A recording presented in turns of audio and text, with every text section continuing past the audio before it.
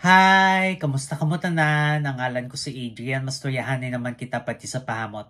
Ini nga pahamot nga luyag ko istorya sa inyo subong tawag siya Spice Bomb for Men. Iyan ni siya ni Victor and Rolf. Panlalaki ni siya pero kung luyag mi siya suksukon, bahala ka pag gusto ka. Kag audit wallet ni siya buta malon layo pa lang masimutan ka na. Ano ni siya klase nga pahamot?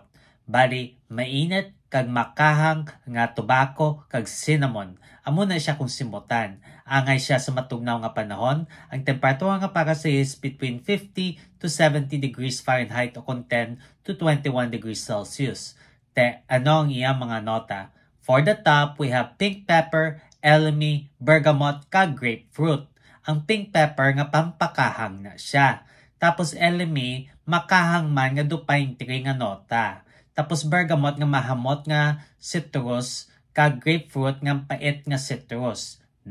Kag for the mid, we have cinnamon, saffron, kag paprika. Ang cinnamon, matamis kag mainit nga dumi pagkapulbos nga makahang nga nota. Tapos saffron, pait kag matamis nga nota. Tapos paprika, mainit nga dukalayo nga nota.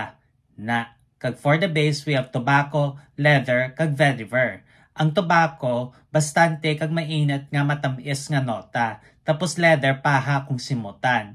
Vetiver, kuskus do hilamon kung simutan. Kabay pa nga namian ka masini nga pahamot. Kag kung may ibang pa mga pahamot nga luyag story sa ako, ibili lang sa comment section. Sa dasun naman, bye-bye!